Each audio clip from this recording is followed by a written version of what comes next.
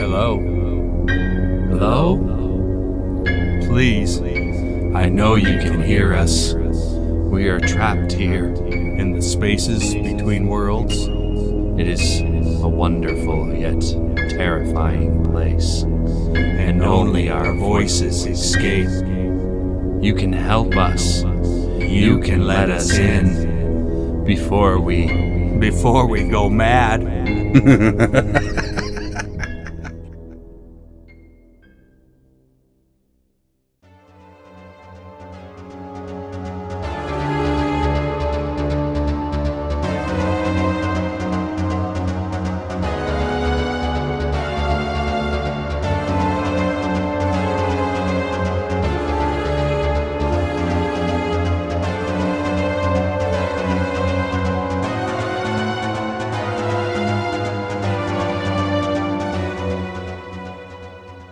Yesterday, when the star Algos seemingly vanished from existence, only Tellus listening post Kwolek had a suitable explanation. They claimed the new star, an invisible star, a dark star, had formed from the old one and the planetary matter. They received a stream of data shortly after the formation of said star. Allegedly, the first information only said finale, finale, finale, on repeat, the entire recording of which corrupted nearly instantly. There is no surviving documentation of such, only eyewitness accounts. The rest was garbled and incomprehensible. After several years, we were able to decipher the transmission. This is what it said. 0154 hours UCT. Location TC Gunship Bannockburn. Bridge. Alert condition red. Listening device now recording. Comms, get me on the horn with Harlan's Heart. Let's see what in Danon's name this hubbub is all about. Comms? I'm trying, sir. There seems to be some kind of interference. And? Compensate. I ain't got all day.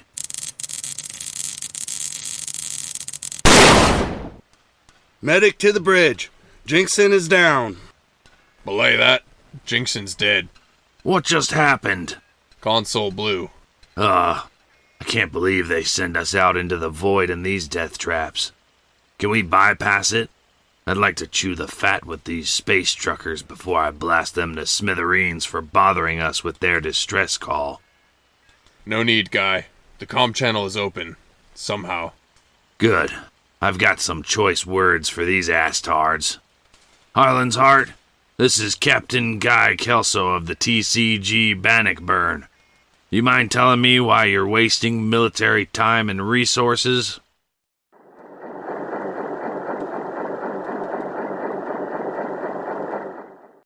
Harlan's Heart, respond! By Danon, you'd better hope you have a good reason for this. I already lost an officer. She was worth more than your whole crew of giblet heads. So? What is it? Engine trouble? Did you skin your knee and get a boo-boo? See a flying saucer? Answer! We are the penultimate, the last beckon. Well, that's all I needed to know. Gunners, lock targets. Wait, Guy. We know they're hostile? Is any alien not hostile to the Tellus Confederacy? Need I remind you, Chief, that there is a Tellus ship, and it just said some weird-ass Xeno crap. Noted. Fire at will. Fire! Incoming! What do you mean, incoming? Evasive maneuvers! Freighters should only have a short-range defense. Farg. Sit rep. Harlan's Heart launched a chunk of its hull at us, sir. Starboard flat cannons are offline. Atmospheric shields are holding. What's the status of the heart? No effect. Harlan's heart undamaged. How's that possible? It should be dust by now. Unknown. Well, speculate then, Chief. The penultimate have altered the vessel. Assume it no longer functions the same. Recommendations? Recommend arming thermonuclears and setting course for collision. Nah, not yet. I'm not so keen to throw away the lives. Another incoming! No time for evasive maneuvers. Brace for impact.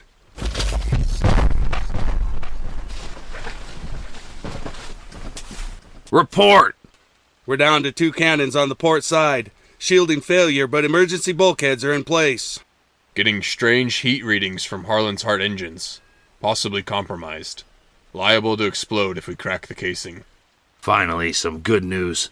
Armed torpedoes. Target the engine. Remaining gunners, stand by to clear a path for their trajectory.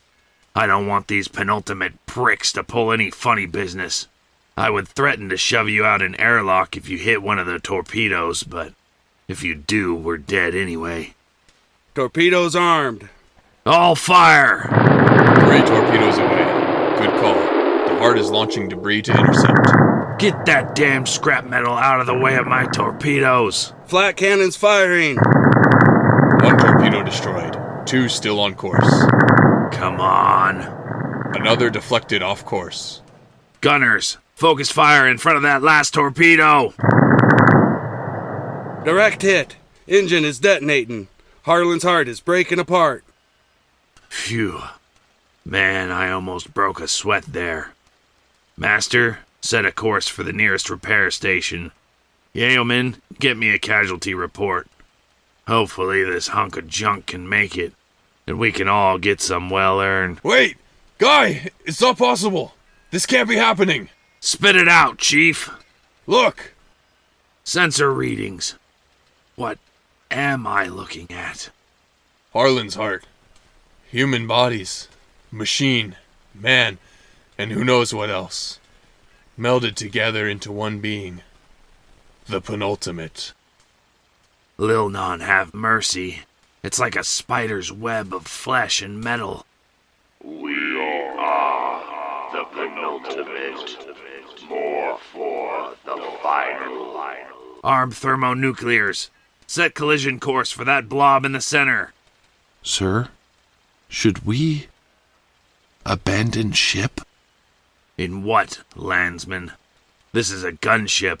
No room for escape pods. Make your peace with Danon. This is the end. I have gazed upon the face of God. None may see and live. Whoa, Chief. Holster that pistol immediately. Farging Lilnan. Chief, you were the astard that suggested this in the first place. Somebody get this lily-livered corpse off of my bridge. Are the thermonuclears armed? Yes, Captain.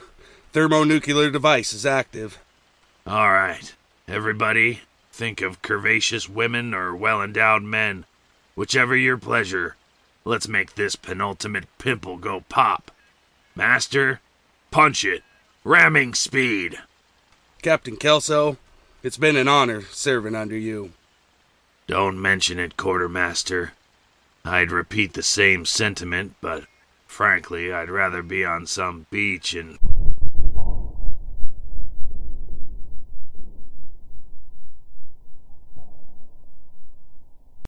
"2308 hours UCT. Location, TC cargo freighter, Harlan's Heart. Bridge. Acting Captain Stalwern reporting. Harker is dead. He got snagged by the arms of our former crewmates as we shimmied past. He's part of it now. Ferdinand lost his head and ran. I'm not sure where he is, but I assume he's done too. Zinky, she stayed with me until almost the end. I wish I had been brave enough, like Jiminez, but I couldn't do it. She was absorbed into the door. I slipped past as she screamed and begged me. It sucked her between the bulkheads in a splatter of blood and a crunching of shattered bones. Why am I such a coward? Doesn't matter. We're all doomed anyway. There's something aboard the Heart. It's eating the cargo, the crew, even the thrice-damned ship itself. It's killed most of us. It is most of us. I think I may be the last man still standing on human legs. It had to have come from mining camp Luther on Algos 4. I'm scuttling the ship after deploying our only warning buoy. I dread what may come if some sorry scavenger stumbles across our wreckage.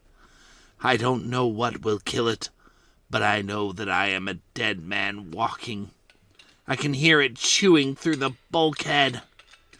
Buoy transmission is to read as follows. Biohazardous contaminant. Entire Algos system infected.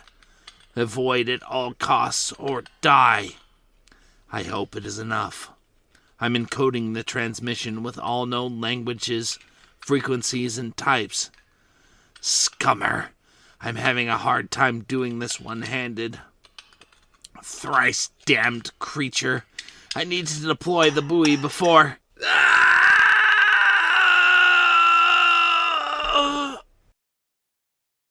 2232 hours, UCT. Location, TC Cargo Freighter Harlan's Heart. Engineering, Acting Captain Stalwern reporting. We managed to burn, shoot, and blast our way through the creature, but still it grows. It got Captain Jiminez in the corridor. He sacrificed himself to save me. Thrice damned lever. How could I have known that it was the beast? It took all the fingers from my right hand, leaving only my thumb. Jiminez pulled me from the device, even as its tendrils of wiring and skin filleted him into shreds. Bless him. Bless his soul. I've cross-wired the engines to overheat. Hopefully it will drive this demon from our ship. At the very least, it shan't get far.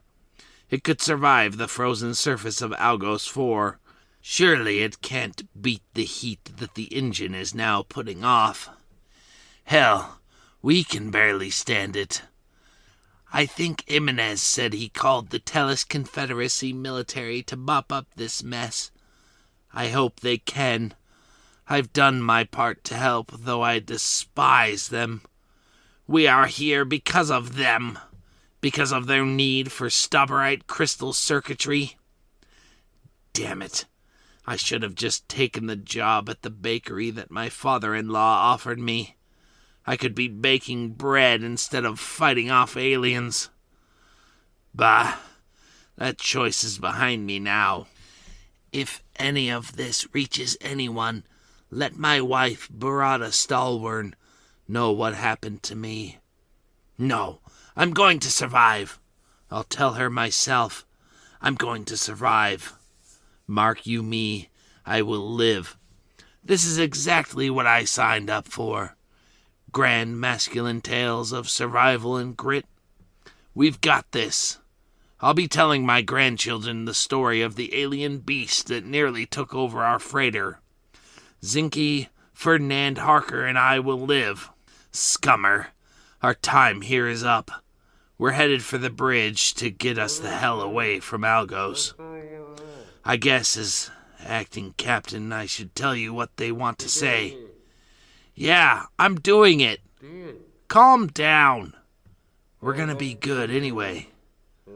Ugh. Seriously? You want me to say that? Fine. Just shut your trap. Ferdinand would like it to be known that he bedded at least 200 women, and that is his legacy. None pregnant, just a good time. You're disgusting. You know that? Zinke was the estranged relative of a prominent Tellus politician several hundred years ago. She wants me to say to screw her family for making her the black sheep. that she had a lot to offer and that she proved it here on Harlan's Heart. Really, Harker? You want me to record that? All right, if you insist. You know, I fully believe we're going to make it, and these are going public soon after. Are you sure? Okay. Harker wants it to be known that he washed out of the Astromachai. He did his best and failed. After, he even failed to become a Stellar Ranger. He couldn't even make it through basic. He wants to say sorry to his family. Oh, gotcha. His family with a long history of military service.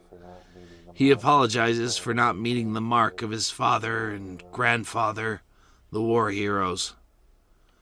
Harker, this may not be war, but you'll measure up to them, regardless. I mean, we're probably going to be some of the only survivors of an alien attack. You'll make your family proud, regardless of the occupation you ended up with.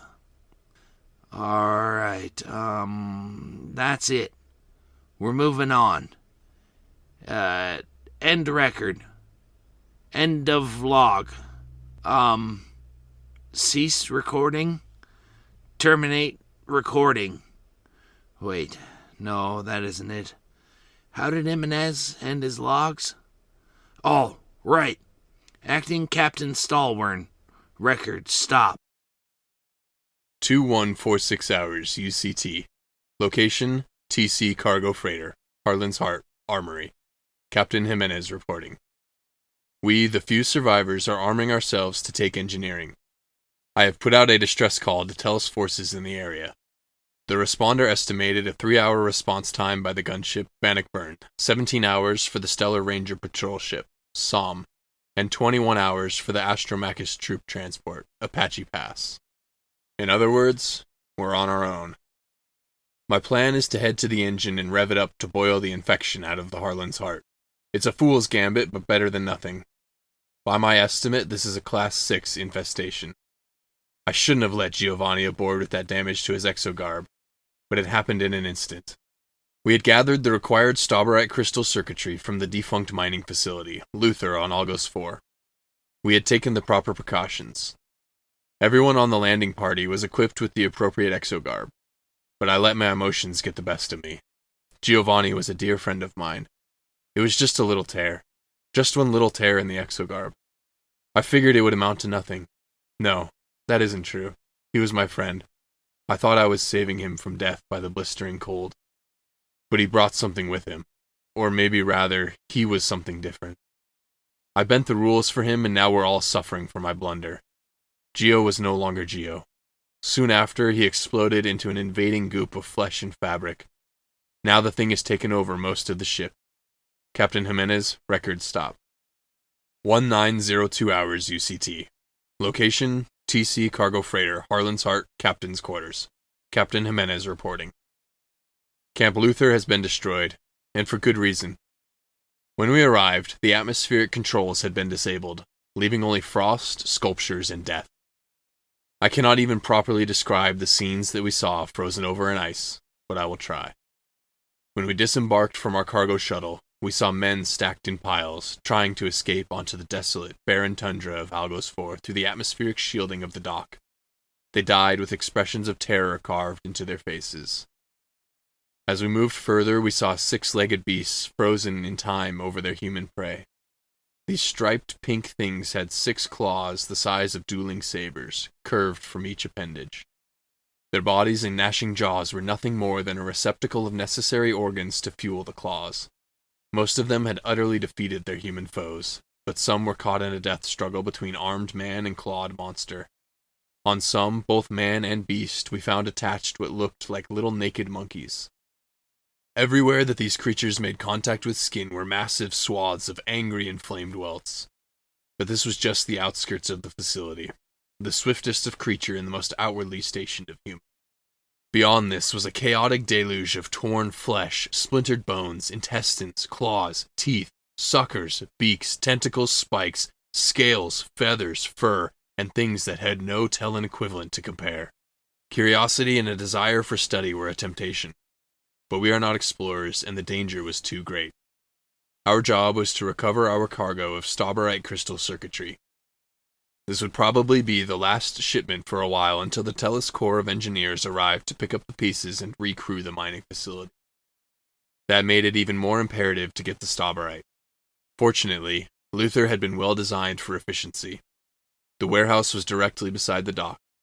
I set half of my crew to dumping the food, medical supplies, and other requested amenities. Given the state of the facility, I saw no reason to take care. They offloaded the supplies haphazardly into the dock. I and the rest got to work inspecting and loading crates of Stalwern crystal circuitry into the cargo shuttle. Giovanni brought my attention to something in the warehouse. Another creature. This one had no defined shape. It looked like a conglomeration of many things mashed together. It even had bits of conduit, wiring, and metal woven into its structure. Worse, before it had been frozen into a modern art statue, it had broken open several of the crates around it with long, extended tendrils. The thing was eating Stalwern. When Gio went in for a closer look, one of the tendrils suddenly became animate again. He was able to dodge back, but a shard of flooring caught one of the pant legs. Fortunately, he was uninjured, but his leg was flash frozen by the extreme cold. I had to cinch it down around his thigh to stop the damage. He'll lose the leg, but at least he's alive. I carried him back to the shuttle and told my crew to avoid that area of the warehouse. We packed the cargo container of the shuttle to the brim, taking care only to keep our weight within acceptable safety parameters. Then we lifted off and reattached to Harlan's heart. Giovanni is under the care of the ship's surgeon now. I'll try to visit him tomorrow, duty willing, but for now I'm exhausted both mentally and physically. Captain Jiminez, record stop. 1214 hours, UCT. Location, Algos 4, Mining Camp, Luther, Utilities Room. Roger Marx's last words. Yeah, I'm gonna die. Just wanted to let everyone know that I'm a hero. Well, kind of a hero, I guess. We were all gonna die anyway. I told those buggers not to play around in that cavern they broke into. They were just too interested in getting rich or satisfying their darn hobbies. Pretty sure it was that numbum son Lou. Fancied himself as some kind of science guy with a love of alien languages and anatomy. Pretty sure he was fairly miffed to have to work the mines, instead of being out there among the stars doing research. What an idiot. Enough about him, though. This is about me. I can already see my breath. Just sabotaged Luther's life support. Kinda dumb that I could do that willy-nilly. Not a very smart design choice, but it worked out in this case. Now why did I do that, you may be asking yourself? Well, you ever hear the myths about Helgermites? Not so mythical. We got 'em. We got a lot of other stuff too. Things that look like spiky worms that can chaw through a man in about 3 minutes or so. That doesn't sound fast, but you ever seen a person covered in inch-long wigglers and then he's gone faster than it takes me to squeeze out a log? Things with rows of serrated teeth, green fur, and fargan wings. Wings! Basically a flying mouth. Then there's the big old chaps, tripeds that can't even stand up fully in the hallways. No arms, no head, just an oblong body attached to legs. They like to just smash everything that gets too close. Oh, you ever seen a shoebill? Nasty, wicked beak. Yeah, there's another creature with a beak like that, but it's got scales and runs around on 4 muscular legs. I seen one of them chomp Baker's head clean off in one bite. Anyway, we're all dead, but I figured I could at least even the score. Algos 4's atmosphere is nitrogen, so I turned off the heaters. Boy, someone is in for a crazy surprise when they get here. Place is gonna look like a museum of carnage. Oh, last thing before, well, you know, farg, it's getting cold. Thanks for the shoddy, great aunt. Came in handy. Think I'll eat a slug now.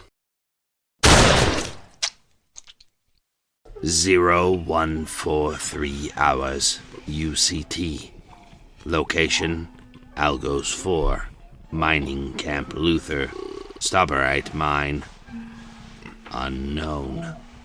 Sun Lu's Audio Research Journal. Before I begin, a little background information for this discovery. The xenostructure was unearthed beneath the surface of Algos 4 a few days ago. Inside were a startling amount of various creatures in force field holding cells. The origin of all is a mystery. The structure was quarantined until further notice. Most of the miners wanted to bury it again. I desired to study the alien life and document it. Knowing that no one else would agree to allow my research, I suggested that we try to sell the structure to the Teleconfederacy government. Tellus may not be interested in scientific study of extra-Tellan life, but they do enjoy figuring out more efficient methods of killing it. To my satisfaction, many of the miners started to see credit signs, and the debate was extended. I have now, unbeknownst to all, broken the quarantine to record what I can before a decision is met, and I lose all access, secret or otherwise. Let us begin. Note: I should request a scanner in our next shipment of supplies, just in case I am allowed back in the structure. Subject 1. Creature is covered in what looks like gray feathers on all but the red limbs and the two mouth-like structures on both ends of the main body. Creature is octopedal. Limbs are approximately 4 foot long, quadruple jointed, and lacking subcutaneous fat.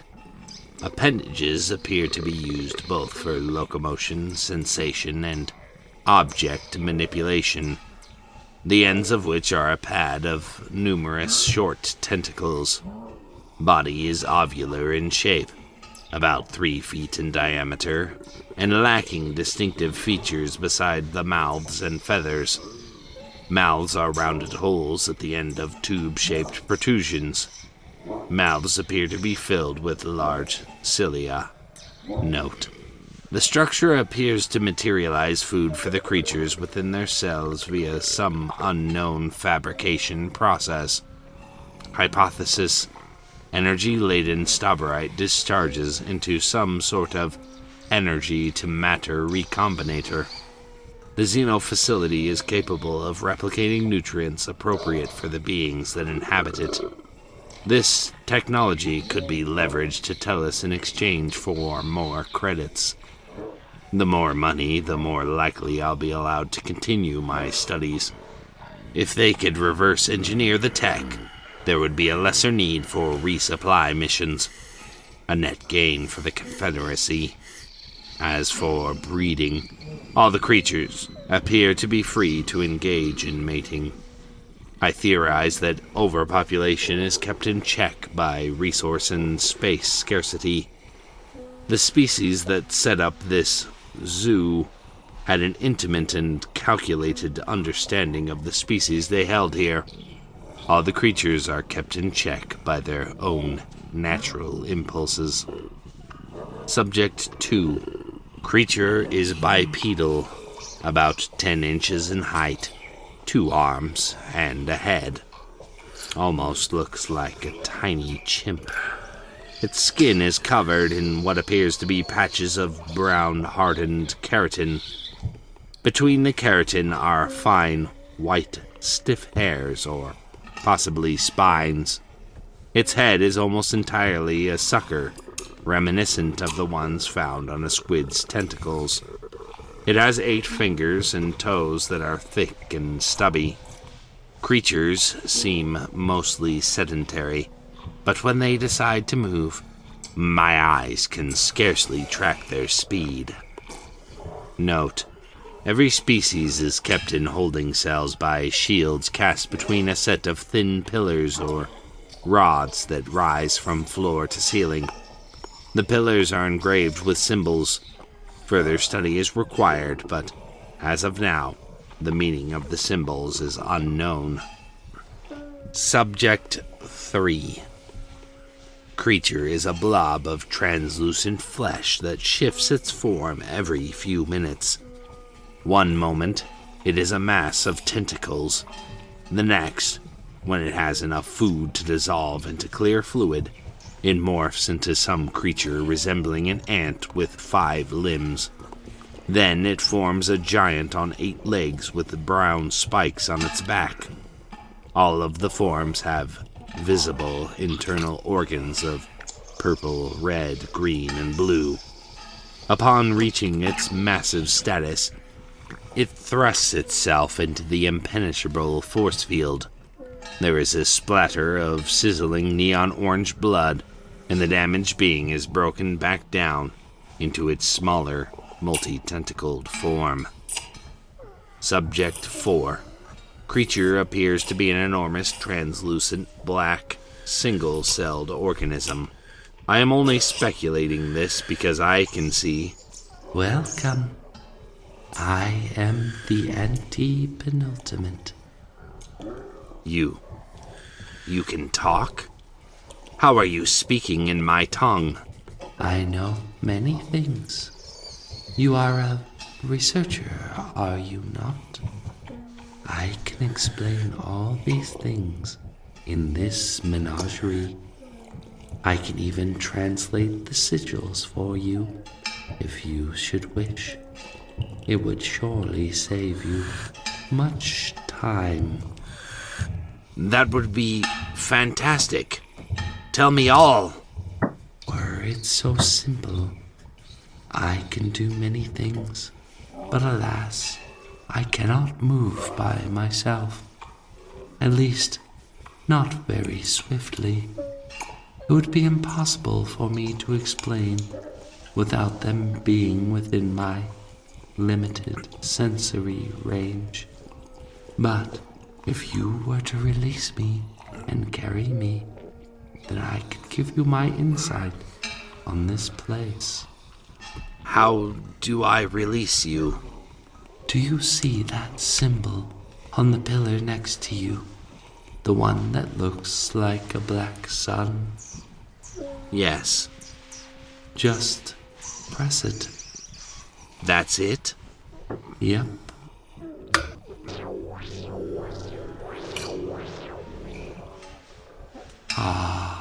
It may sound strange given my lack of ability to move, but freedom is very sweet. Now, could you come pick me up? I promise I'm not very heavy. Good. The penultimate beckons.